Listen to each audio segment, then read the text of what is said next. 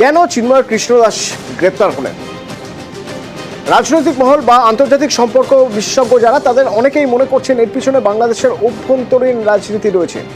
আমরা কথা বলেছিলাম আন্তর্জাতিক সম্পর্ক বিশেষজ্ঞ ঈশানী সরকারের সঙ্গে, তিনি কি বলছেন শুনুন।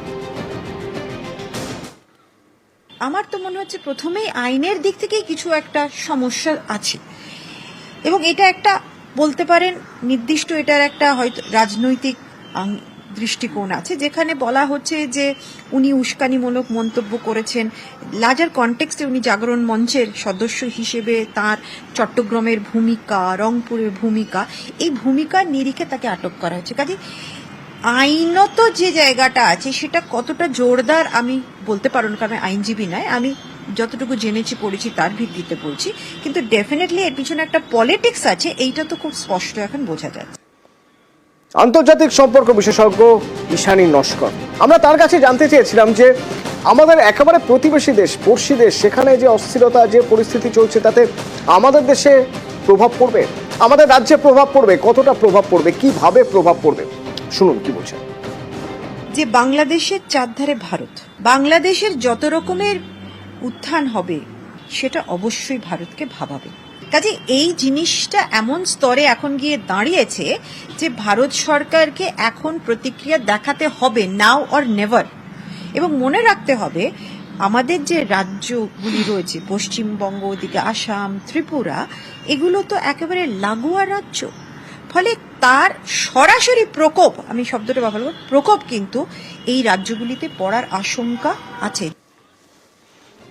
আমাদের সঙ্গে কথা বলতে গিয়ে আন্তর্জাতিক সম্পর্ক বিশেষজ্ঞ ঈশানী নস্কর তিনি প্রশ্ন তুলে দিলেন, বাংলাদেশে তো এখন তদারকি সরকার, সেই তদারকি সরকারের মাথায় রয়েছেন নোবেল প্রাপক মোহাম্মদ ইউনুস। ডক্টর মোহাম্মদ ইউনুস কেন এখনো চুপ করে রয়েছেন? বাংলাদেশের এই অস্থিরতা নিয়ে সারা পৃথিবীতে চর্চা হচ্ছে, তিনি কেন কিছু বলছেন না? এই মুহূর্তে তো বাংলাদেশকে ভাবতে হবে যে তারা আরো কত এই ধরনের, আমার মনে ভাবমূর্তি আরো কত খারাপ করবে। লক্ষ্য করে দেখো, ঘটনার পর থেকে ইউনুস কিন্তু কোনো বিবৃতি দিয়েছেন বলে আমার অন্তত জানা। আর কি একটা বলা উচিত ছিল না যে এই ধরনের একটা, এবং বিভিন্ন তার অ্যাডভাইজারি বোর্ড থেকে বিভিন্ন মানুষজন বলছে যে হ্যাঁ এইরকম একটা আইন ব্যাপার হয়েছে, এবং অলরেডি আমি যেটা বললাম আইনি মহলের মধ্যে একটা বিতর্ক সৃষ্টি হয়েছে। আমি আপনি ডেইলি ট্রিবিউন দেখুন, আপনি এই খবরটা পাবেন। ফলে এই জায়গাতে দাঁড়িয়ে যে তত্ত্বাবধায়ক সরকারের মাথায় রয়েছেন তার আমার মনে হয় আর কিছু না, একটা নৈতিক কর্তব্য টু গিভ আ স্টেটমেন্ট। কোনো স্টেটমেন্ট কেন নেই? শুধু বিবৃতিই নয়, এইরকম একটা জায়গায় দাঁড়িয়ে দেশের আইন শৃঙ্খলা পরিস্থিতি নিয়ন্ত্রণে আনার জন্য আরো কড়া এবং সুচিন্তিত পদক্ষেপ প্রয়োজন ইউনুস সরকারের বা বাংলাদেশের তদারকি সরকারের বলেই আন্তর্জাতিক সম্পর্ক বিশেষজ্ঞরা মনে করছেন। ইউনুস সরকার একটা বেসিক আইন শৃঙ্খলার দিক থেকে অন্তত কেন দেখছেন না? যে তিনি যখন বলছেন যে আমি প্রত্যেকটা নাগরিকের জীবন সুরক্ষা দায়িত্বে আছি এবং সেটা প্রদান করব, ওনার আইনি ব্যবস্থা, ওনার পুলিশ কেন এইভাবে বলতে পারেন যে শান্তিপূর্ণ যে প্রতিবাদ সভাগুলো, সেখানে তারা লাঠিচার্জ করছে, সে কোর্টে লাঠিচার্জ হয়েছে।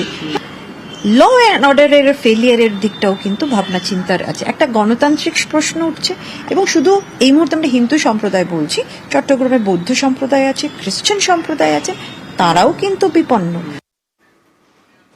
আমাদের রাজ্য একেবারে লাগোয়া, বাংলাদেশ সীমান্ত, স্থলপথে অনেকটা জায়গা জুড়ে আমাদের বাংলাদেশ সীমান্ত। আমাদের রাজ্যে কতটা প্রভাব পড়বে? ভালোই প্রভাব পড়তে পারে বাংলাদেশের এই অশান্ত পরিস্থিতি। দেখুন, আমরা বাঙালিরা ওপার বাংলার বাঙালিদের সঙ্গে বরাবরই যোগাযোগে আছি, এবং আমার ধারণা প্রত্যেকটি মানুষ খুব উদ্বিগ্ন, এবং অনেকে মনে করছেন তারা অনিরাপদ আছেন।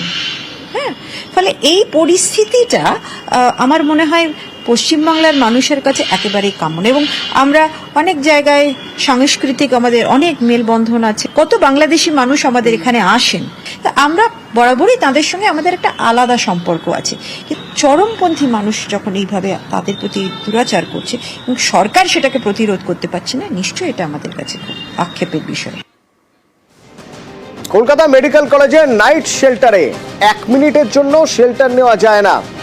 টয়লেটে যাওয়া তো পরের কথা, টয়লেটের দিকে তাকানো যায় না, এমন খারাপ হাল। আমরা সেই ছবি দেখানোর পর রাতারাতি গেল ভোল বদলে। কেমন এখন চেহারা হয়েছে এই নাইট শেল্টারে দেখাবো বিরতির পর, সঙ্গে থাকুন।